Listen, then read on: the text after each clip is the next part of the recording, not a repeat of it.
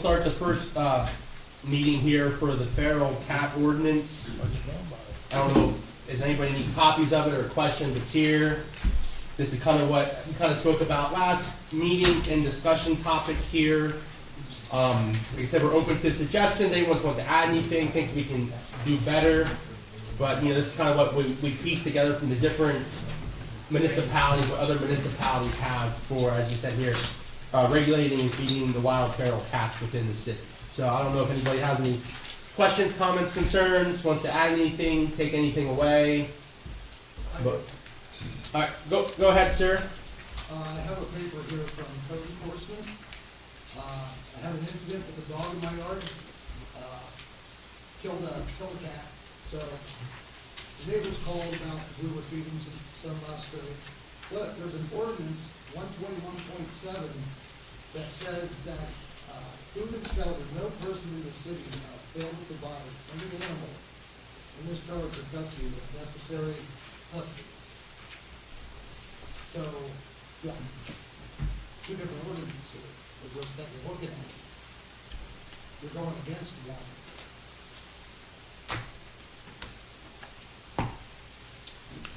My guess would be, sir, that the other one is probably going to be, if this one shall pass, I'm trying to think of the legal word here, but, yeah, repealed and taken off the books. So we're gonna say full beef animals is okay? I don't really know what you mean by cruelty to animals. Well, these are animals that are being fed, and now you can't feed them. That's cruelty. So what, I mean, I mean, I guess, what is your suggestion, how we fix, like, Well, the issue? I'm not exactly sure what your ordinance is. I didn't get to hear all I was at the last meeting. But I can tell you, like, in 2 years, I've rehomed probably 15 cats. I've gotten 17 of them fixed. And I don't know if there's an ordinance in there or if there's anything in the ordinance about that. And that's pretty, like, what we're trying here to do that now, like, get them fixed, get them relocated, get them tagged. If you have, like, your own personal cat, we'll call it, like, for that, so people know, like, that is licensed to whoever it may be, so we know that's not a feral cat and so on and so forth.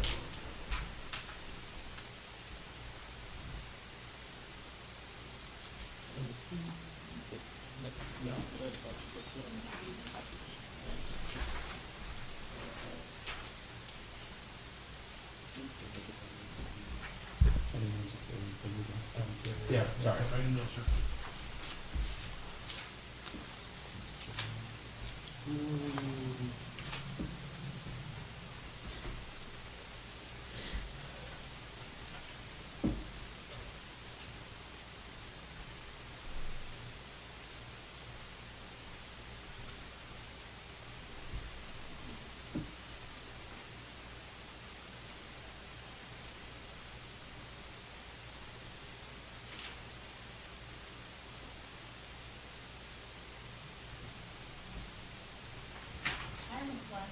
Yes, ma'am. Are cats gonna have to be licensed and named to wear a collar and be on a leash? That, hold on, I think, I'm trying to find where it says that. That's on the back. Oh.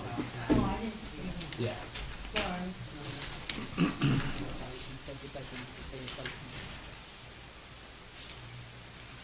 I mean, that is what we like cat owners and pet owners to do. Now, whether they do that or not is a different story, because that'll help with identification if they are a stray or, you know, someone's house cat, because many times people think they're feral cats and, you know, trap them or displace them. That could be someone's house cat. So we are encouraging people to do that, but once again, whether people do that or not or abide by the ordinance, obviously we want them to, but if they don't, it's like it's not like we're gonna go to your house and knock on the door and say, hey, let's see if your cat is tagged or not. We're not gonna do that. We're just trying to take a proactive approach to this matter. Like I said, is this perfect?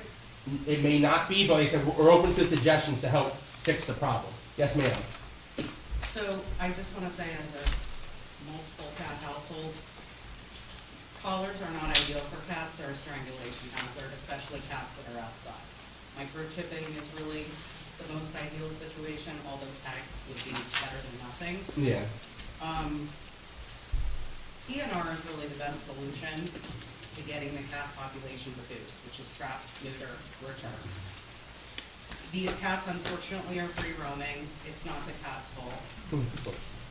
A lot of the problem is people renting, moving, sending their cat outside because they can't have a cat in their new place of residence, and they never bothered to have their cat. There's a lot of irresponsible pet owners, just bottom line. And they do that with dogs. Yes, dogs as well, but cats is a huge issue because cats' breeding cycle is unreal. But these cats living in these colonies, that is their home.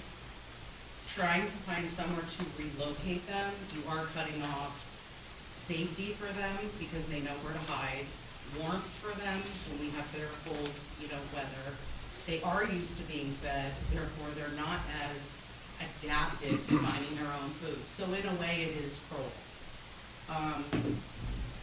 If this is to pass, will there be some type of provision? Because I have traps within the city. People know that I will help. I have gotten phone calls. I also work with PA Pets. I've worked with Friends and Ferals. They actually reached out to me too. They primarily work in Bloomsburg and Danville and Shamokin, but they do other areas as well.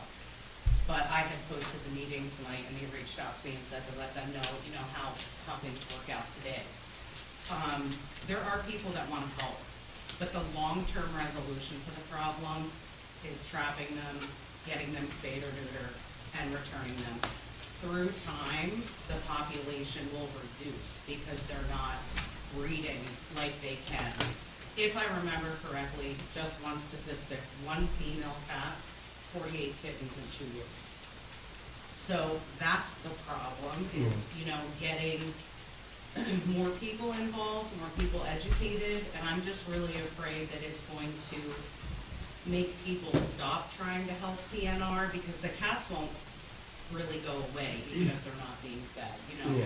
And I know there's two sides to the coin. I get it. I know they feed. I know they poop in people's yards. I know the males that aren't neutered, they spray. Sometimes when they are neutered, they spray. So I'm wondering, is there going to be provision for people that are trying to TNR? And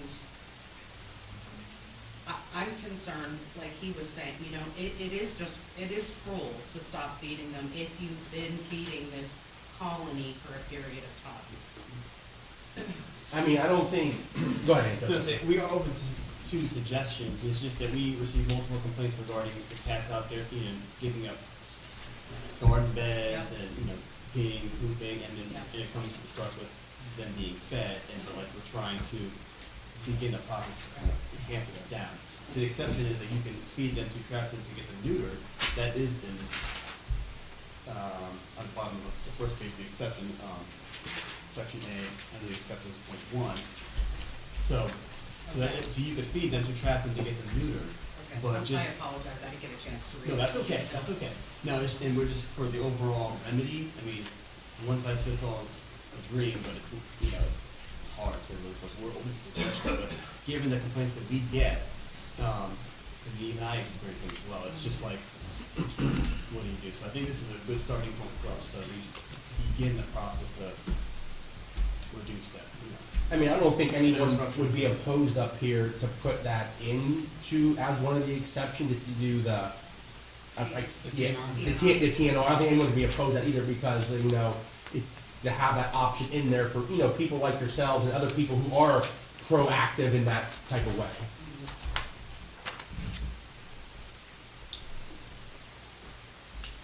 Sir, you had a comment, I'm sorry, Heidi. That'd be hard to say. Okay, I'll think of it. all right.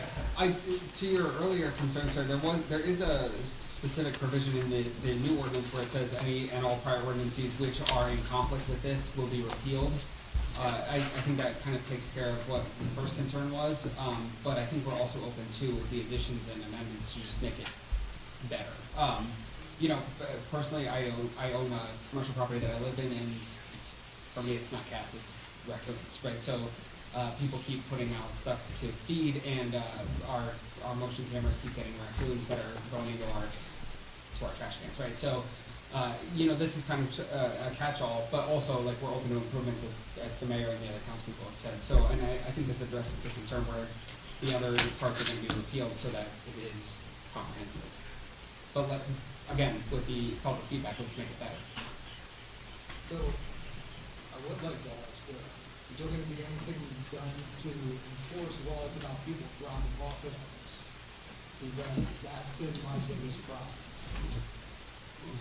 There's cats that come up that show up at my house, they're not feral. There are cats that are dropped off, I mean, they come right up to me.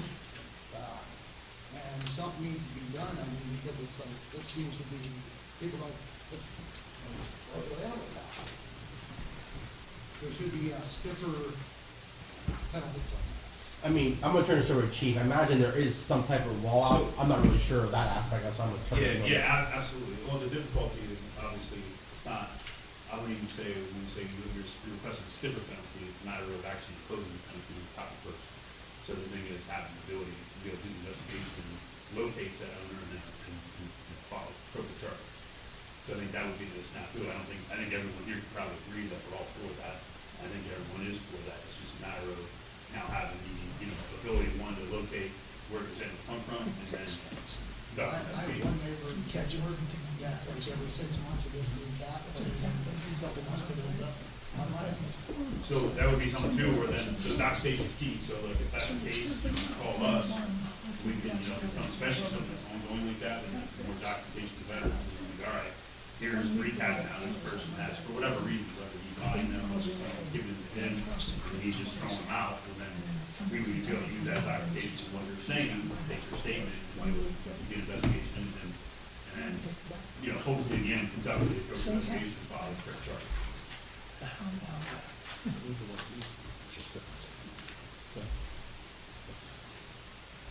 I mean, is there any other suggestions on what we could add or take away? Obviously, we want to put in there the TNR and having the ability, if you're still, feeding, obviously you don't want that cruelly to go away. Always, the TNR is taking place, but, it sounds like you guys are proactive about that. Is there anything else that you guys think we could add? Yes, sir. What about permits? For Ah. people that work strictly with PNR? You mean requiring them to have one, or? Like, somebody that works with PNR, you know what I mean? Oh, so like, we'll say like you, I'm just using an example, sort of like, hey, I'm known to be a TNR individual. If someone has a cat, have them, hey, here's an individual you could reach out to that can help you with the situation? Yeah, or, that, like say, I'm feeding them for TNR purposes, Okay. and, That, okay, so that way that, we'll say your neighbor, I'm making this up here, your neighbor knows, hey, he's certified to be doing this because these cats are TNR ferals or whatever you wanna call them, that way this is okay. Is that what you're referring to? I mean, anybody on council be opposed to that or against that, or? I wouldn't be against it, I don't think we should be charging you for it, we should be helping you. Yeah, I mean, just to say this, but just to have them have a piece of paper that says from the city saying, hey, they are, we'll call it for lack of terms, licensed to do that. Right.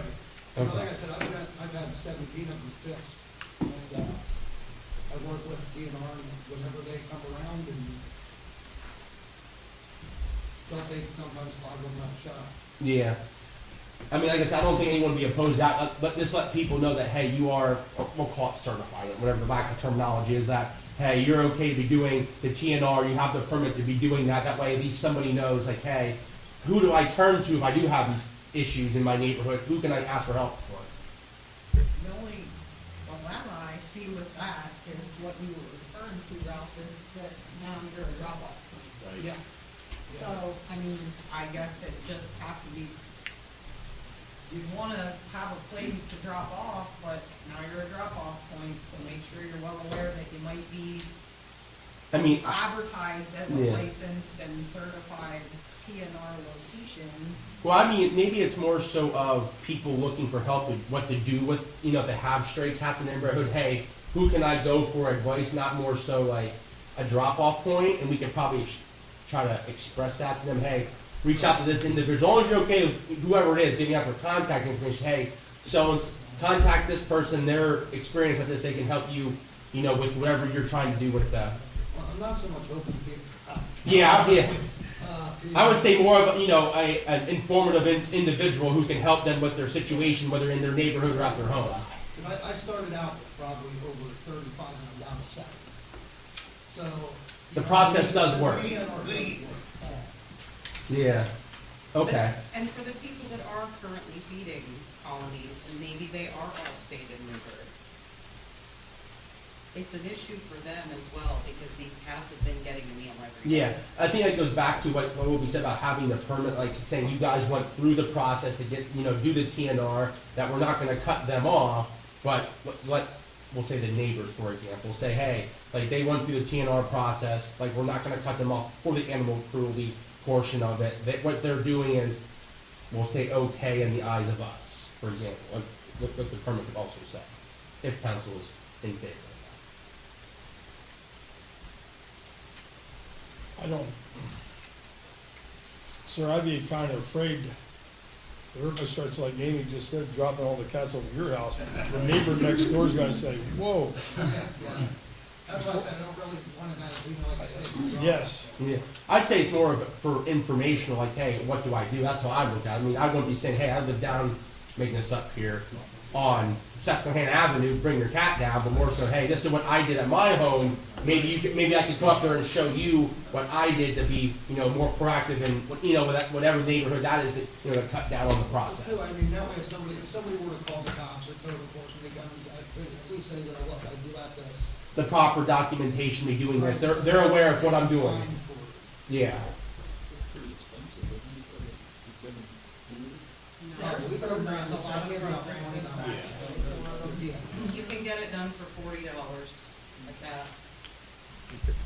And Monica was mentioning before the meeting, like herself, just for example, to be helpful as an informational resource, but having limited time, because when you're taking them to the animal hospital and dropping them off and picking them up, if you have a full-time job, much like other things we've discussed here, that makes it challenging. So if we can kind of rally up multiple volunteers that want to be helpful to this, she can help figure out how you're getting the assistance to have the spaying and neutering done, but may need somebody that can actually deliver the animal. Yeah, I mean, I can get people connected with resources, I can educate on how to trap cats, how to, get them transported. My issue lies, just for an example, you have an appointment at the SPCA, first of all, it takes almost 3 months to get an appointment there, once you get approved, just because they're so inundated. Cats have to be dropped off at 8 AM, they have to be picked up at 4, there's no exceptions to that rule. I work 8 to 4. So while I can help, maybe 1 day a month using time, and I don't have a problem doing that, I can't do it, 4 times a month trying to get cats transported. So that's where you do run into a bit of a snag. Now, Sunbury Animal Hospital is also helping, but they're a little bit more limited. They're not quite as strict with their drop-off pickup times, but I do have information and can get people resources on the cost, getting reduced costs, getting appointments, and there's other people that help in the city too. I have been in contact with them before. I mean, if you get that information to the code office, I imagine they get a lot of calls that they could, relay that information to whoever may need it. We took a couple down to Sills Grove Animal Hospital, Yes, They're pretty they're easy also getting in helping and now out, too, yes. but they like to say, you drop that off and they come back and pick them up, but they work well with you down there. I think it's another one of those things that I don't want to inundate the website, but like for the code office or, different places to even have a flyer or list resources and say, I can't help you, but here's someone who Yeah. can, I mean, you get that, like, once we get that information, we can throw that on our website under the code office for, feral cats, for example. That way people know they can't get a hold of some, it's after 4:30. At least we know we can, hey, go there to get the information that they need. For sure.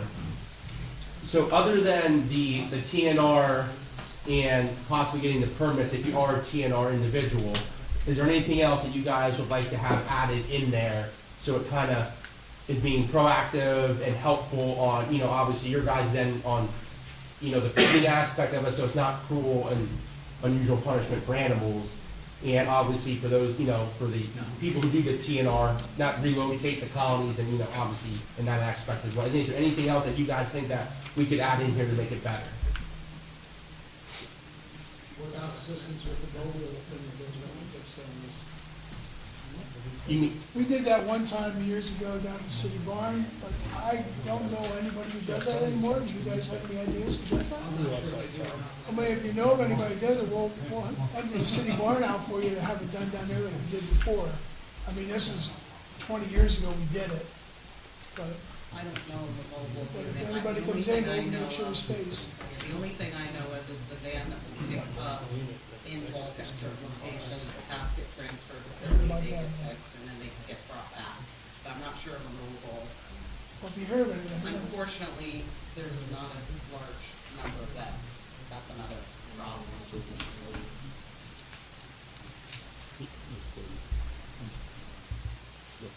anyone else on the feral cats, what we can do to make the ordinance better, other than obviously those two things that we added in there? What if you get your local vet involved to maybe keep Question. do a couple for those? I mean, like I said, we could ask that, like I said, we can't, obviously, if they wanna donate their time to do so, but, like I said, that's an option we can look into. All right, anyone else on this topic? All right, we'll just wait 2 minutes to roll into our work session then. Thank you, sir. All right, guys, let's get this work session going here. All right, so the first topic here is the non-uniform pension plan. Obviously, we know our uniform pension plan is now through Central Penn during national time. I didn't know if it's something we wanted to consider, just not putting them all in the same fund, obviously, but bringing them all over to Central Penn. That way, like the pensions under one area that we, the bank is right here. If you have any questions, things like that. Sorry, Josh, I sorry, didn't no. interrupt No, you. you're good. I did reach out to where we, like PMRS right now with part non-uniform Yeah. tasks, that Melissa's away, because I do want to talk to her about a few different things like we talked about after last meeting. Yeah. And that was one of the possibilities of maybe it becoming, Yeah, that way the person's right here in town. If Right. you do have questions, comments, concerns, it's like, but I know we still have to be very careful on how we do certain things with the state aid form, the defined benefit, Yeah. defined pension, and that's what PMRS handles, so. yeah, so I didn't know, like I said, I didn't know if that was one of those options, that because if they do handle it, that's who we have to go through. Yes. Obviously, we stay with them, but if it's something that we didn't have to do, just for, Well, how consideration. many more members do we have in PMRS that are active that we're paying? Anybody have any idea? I don't have it with me, I could have brought it up with me. We have, the police. The police. You mean the 401? Who's on PMRS, right? That's the, Like Kathy, I know she's on it. she's on the Is defined Jeff, pension. you on PMRS? Me, Kathy, Steve, Craig, Craig and Mike Long probably. Mike, yeah, Jeff. There probably isn't too many left Like on there. less than 10, we do have less than 10. less than 10. Because we were talking about it, And yeah. The 401A is all the newer staff, maybe. See, and I like reached 10, out, 10. I reached out to talk to see if Melissa would come too, to talk to us about the 401A and the benefits of staying that way or going back to a plan that might be state funded also Yeah. for the reimbursement. So she just hasn't, she said she'd get back when she was back. So I don't know if that's, if we want to just have one big conversation on all three aspects of it. Yeah, I just make it easy, that way we don't have to have 2 or 3 separate meetings, do it all in one shot. Yep. And have everybody put their sales hats on and say why we should stay with them. My question to PMRS would be, how many municipalities in the state of Pennsylvania went to defined plan? Not got off, but went to Into it. defined plan. Well, yeah, there's a lot of questions we can ask, and there's pros and cons to both. So, Which one, is this about weighing them out? and unfortunately, it changes every couple of years. It's beneficial here, then it's not. Now it's Oh, gonna be like, back it's all to depending on here. how the market does, Exactly, vice so, versa. but I figured if we could at least get them all here and have a conversation, then we're doing the best for everybody. As long as the market's going good, we're a hero. It's that crash. I know. And then when it starts to go, then as it starts to go back up, then we're heroes again. Yeah. It's that short gap. Listen, if you could predict that crash, I'd be Trump Not does it sitting every here. year. So you're saying you'd still be getting that Trump does it can every on? year. He predicts But it. so that is, I do have a bunch of POs Okay. out, and then as soon as I can hear back from everyone, I'll let you know, and then maybe we can just set something up and just ask all the questions we need and get us where we need to go. Awesome. Whether we're in the best place or if we could go somewhere. Yeah, yeah. All right, works. Any other questions on that one? All right, moving on here to the grant writer internship. So last week, Jeff, 2 weeks ago, there was a college student for Lackawanna up there at the north end of town. She reached out to me and gave a letter of submission that she is, I think, not economics, a communications major and wanted to do an internship here at the city with the police, trying to, help practice her grant writing skills for her internship type thing. And I didn't know if the council would be for that or against that.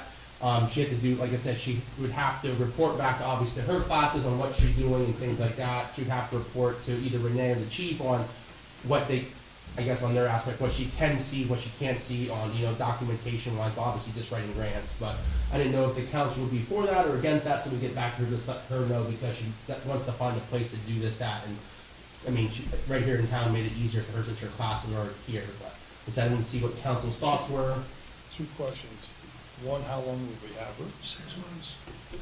Is it the summer months, or is it starting next spring? I'd have So to, 6 months. Or this is coming fall, I'm sorry, the classes. so I guess when they say yes, when her courses start, so I imagine you have, I make this up, right? I used to get the full details. It's like, hey, I'm interested, if you guys are interested in me. It's like, once we say, all right, we're interested in, then she goes back to her professor saying, this is where I'm gonna do it at, do I have your blessing to say it's okay? And then she would start in whatever the required number of hours would be that she needs to get for her internship hours. Does it have to be the police station? Joe, weren't you talking about some other different things she could possibly work on? Whatever she wanted to do, I mean, she asked about police, Yeah. Yeah. she wanted a centralized place to work. She looked for a centralized, and she didn't want to sit with me. Sorry. Duh. I'm too loud, I guess. But I just wanted to know if that was an option that we were interested in, that would get back to her, let her know, hey, yeah, you can come here, as long as it's approved with your advisor or course instructor, wherever it may be. There's always stuff that she can look up. Yeah. Information's I always think needed. Yeah. once she gets a little research under her belt, give her subjects to write grants for. Yeah. My I goodness. mean, the police department are organized for city business, Have an extra set of eyes and an extra set of hands can't hurt anything at all. No, not at all, not at all. So, all right, so is everyone okay with giving her the okay, saying, hey, we want you here to help us out, whatever the next process is for you, let us know, everyone okay with that? Well, you can't vote for that right now. No, it's not really, it's just a matter of saying, going back to her and saying, yes, it's okay, then when she gets her final okay, then obviously we can come back for a vote on it then. Like an official vote when she gets the official okay. All right, then moving on to agenda minutes program. So Robin was in the training, I think it was last week or 2 weeks ago, I forget what week it was, they all run together. But, with one of the ones from the state, and there was this program that they found and gave to different, not gave, but showed to different municipalities of a program that pretty much you insert your recording here from the from the meetings, and it instantaneously generates the meeting minutes for you within, I'll say 3 to 5 minutes, depending the length of the meeting. So just for an idea sometimes, because sometimes our meeting gets lengthy, it could take Robin up to 2 days to do our minutes, because going through all the conversations to get to like the main hub of it. So that program that she found. Now, the cost of it for the year is $1,800, and you can do up to 5 meetings a month. That's what it equates down to. So obviously, we want it for our 2 council meetings, so they obviously have to be recorded in the report, but we could also use them for different other meetings such as blight, planning, whatever it may be, to save on the time of whoever having to translate those into minutes, sitting at the computer and doing that. Obviously, you have to go in and take things out, like whatever it may be, just a side conversation that they may pick up. But it's just something that that is an option out there if we want to go that route, try to save time, because, when code starts getting reports from, blight or RA, like they have to be recorded minutes. So rather have someone sit there and type them for 45 minutes to an hour, or, depending how long the meeting is, days, or you can take it into construction meetings too with you guys, that way that's reported as well. So I didn't know if that was something we want to get more details on, or possibly saying, all right, we upgrade, I'm making this number up here. If we get it for $2,500, you get 10 meetings a month. I'm just making that number up. But I didn't know if that was something we wanted Robin to look more into, try to get some more information back to us, just to try to be more cost effective in getting those minutes done and helping, all the departments, like, just save time on recording minutes, so. $1,800 is cheap. Yeah, especially if you're saving, what to say, it takes one day to do minutes. Was it is it a custom program that we did, or the start of the 1100? You said 1800. What was it? It was probably a custom one, and she said, we have 2 minutes and probably could, all right, we have, a blight meeting or this, that, and the other. So she might have just said this, a rough estimate. Yeah, but if it's one of those things, we want more sessions.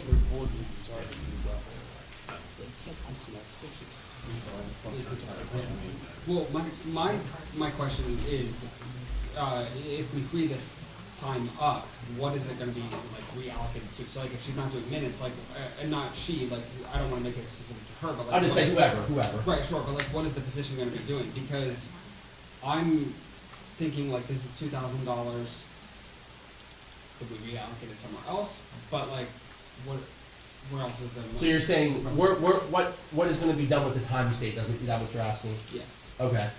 I mean, I can't speak for Robin. I imagine there's many other things that she can devote her time to. 'Cause I know Jim asked her to do things, and, people come and say, hey, can you help me with this, help me with that? It's just not putting it on the plate to be pushed down, all right, I gotta do this tomorrow. It's just saving that time. It's like I said, it's not just for her. Like I said, when Andrew has like the RA meetings and the blight minutes, like those things, all those minutes have to be recorded. When Jim's doing like, Parks and Rec, I said, they could use to record those minutes as well to save time, because those minutes are supposed to be recorded.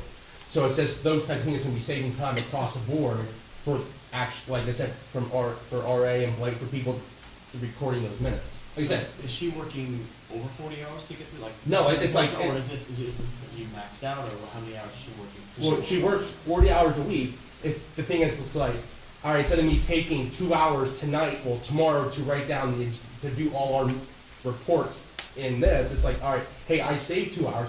I can get a jump on this stuff that's building up on a plate over here. It's about being more cost effective and being more. Well, she's working some weekend hours too down there, correct? She probably is. Like I said, I don't know off the top of my head. That would probably get rid of that then too. Yeah, like I said, it's like, if you actually listen to the meeting and actually try to this is what I'm trying to find here, to translate what we're talking about, what has to be into the meeting minutes and what has to be taken out and not. Does that program do everything then? Yes, it will listen to it and spit it, like you upload the agenda, you upload this, and it spits it, for lack of a term, spits it into a Word document saying boom, boom, boom, boom. Then you just read through it and take out, just say me and Jeff are talking and you guys are talking. It'll translate both those conversations in. Obviously, we don't need to have that in there. So who takes that out? It'd be like Robin would go in there. So she still has to look at it Yeah, to you make still have to look- sure? yeah. Because I always worry about anybody that translates anything, because they might hear this word and it's this word. Yeah, or you still have, this yeah, conversation. you still have to read it, but you're saving all that time of listening, typing it, I didn't hear that right, and just playing it back and forth. Like it's basically, in my opinion, it's a time saver for all the departments, not just for these minutes, but for, like I said, RA and blight. It could be for Parks and Rec, it could be for the construction meetings as well. It's just something to think about. Like obviously, it doesn't have to be a decision made at this moment, it's just something to think about. Well, I think we should think about it and maybe call the company and say, who all has it out there? A lot of times the company will say, this city here has it. So we call them and say, what do you guys think about it? Yeah. You like it? You think it's a waste of money? I'll tell you, that guy's, No, you're good. last week's meeting, there was yelling out in the back, it picks up that stuff, it even picks up names.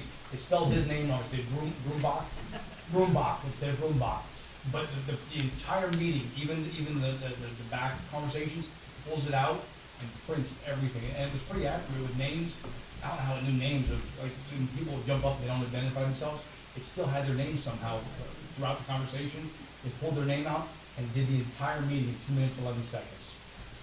So we don't have a lot of free time, guys. We just don't. Those of you that come into the office and see what we do, her time will be spent. I mean, we have 86 things to do. There's not a lot of free time, so her time will be allocated to something else.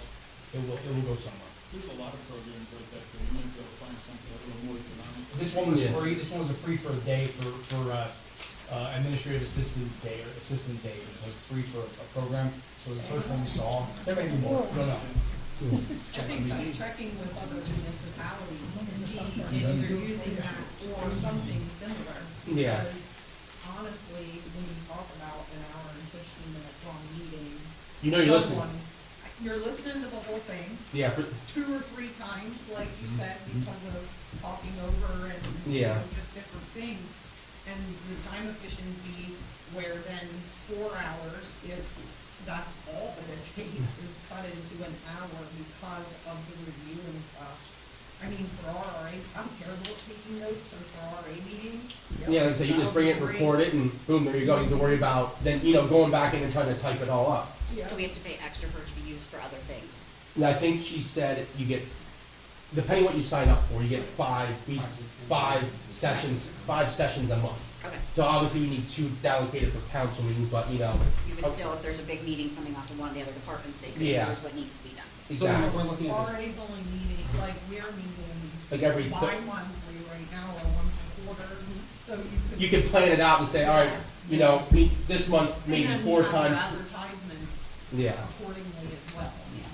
Yeah, so like I said, we can get her to look into more information, and, if we want more than 5 or less than 5, we can, obviously, that would adjust the price. So it's just an option we wanted to put out there, so that was that. Any other comments, concerns on that one? All right, moving on. All right, so down in the basement, as some of you may know, there is a food pantry down there that gives back to the less needy. What they're asking of council is if they can put a food donation box outside,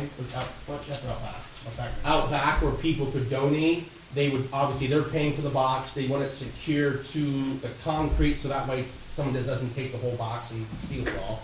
But they said they pay for the box, they install the box, they maintain the box. It's one of those boxes that you open up, I'm paraphrasing, open up, you put the food in, and you can't get, you can't reach in and get it out. So once you put it in, you can't get it back out, type of thing. So they're just looking if they could do that. Obviously, it's just a discussion topic, but is anyone having issues with allowing them to do that, to try to get more donations or anything like that? Obviously, we'd have say where it goes, they just can't put it, in front of the door, for example, but we could say, hey, we want to put it right here, for example. So anyone, any opposition, any questions, comments, concerns about it?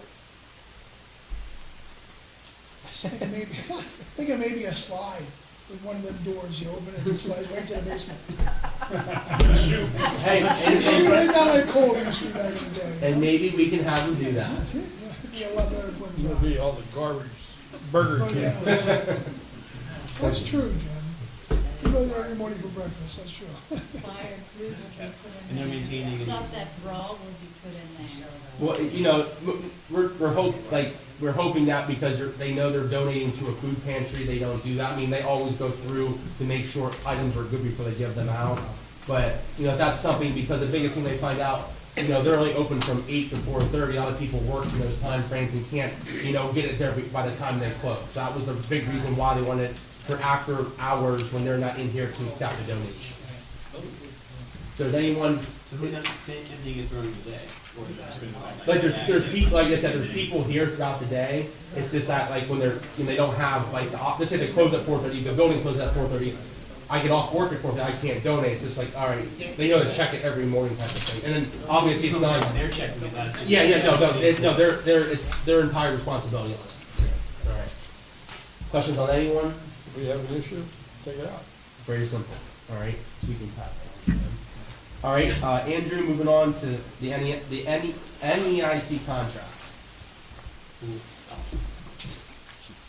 So we had the, NEIC contract so they could be appointed public safety supervisor for, the code office interim. This is a month-to-month, contract, so it's not, we're not set in stone for 6 months, 8 months, a year.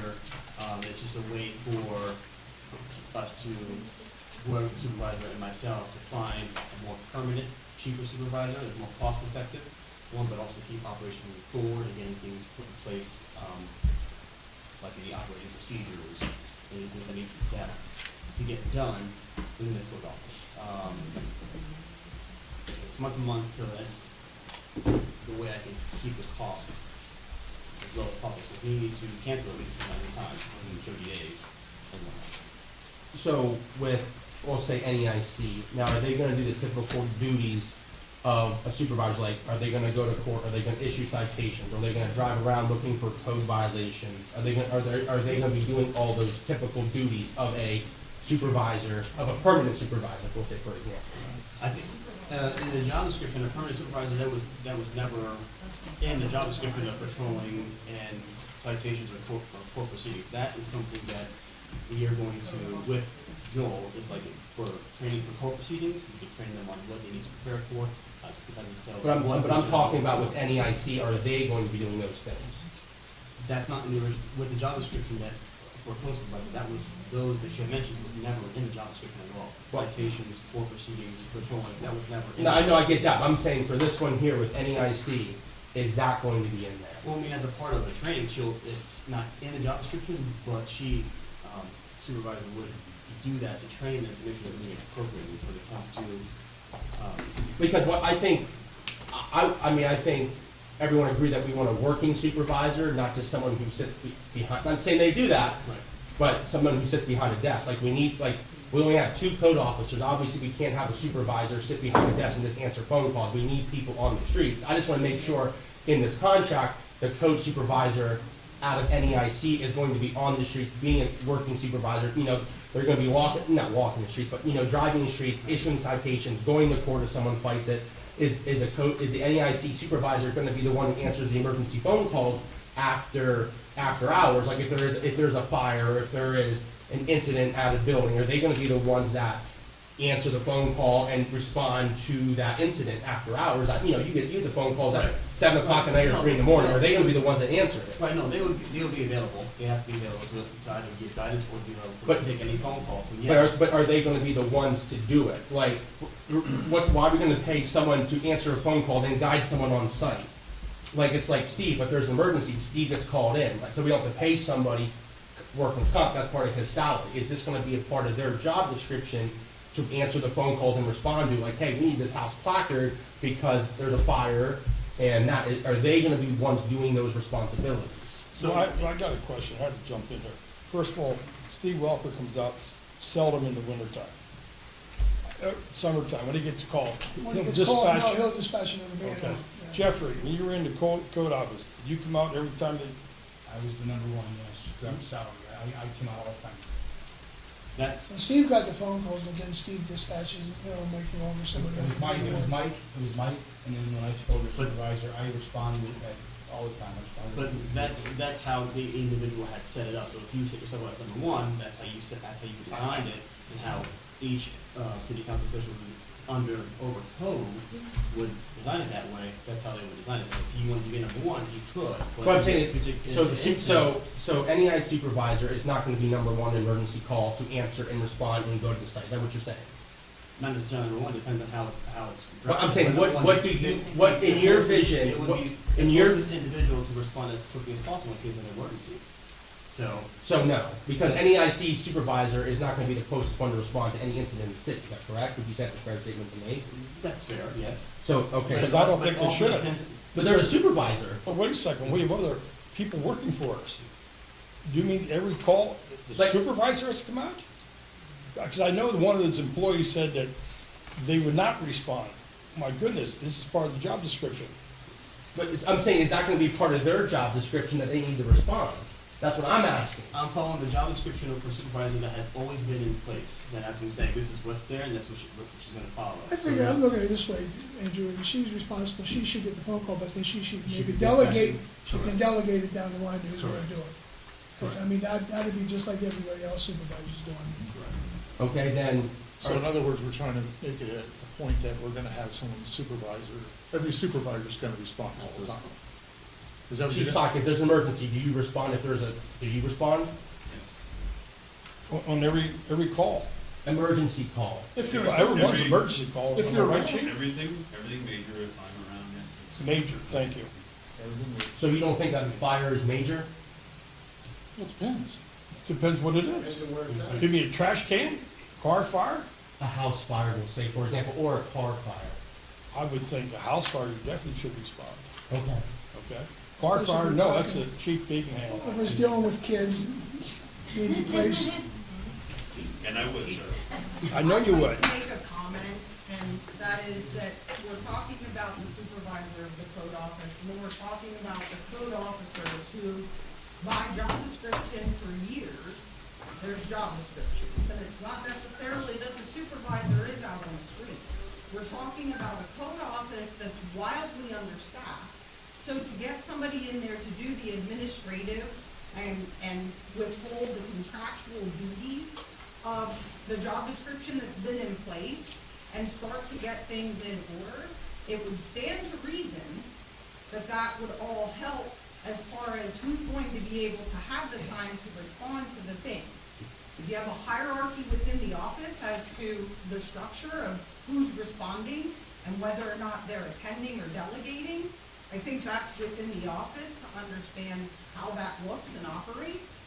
And lastly, I'm not sure that I would ever be able to expect a code officer to call me on a Saturday regarding an application for historic review board that was missed.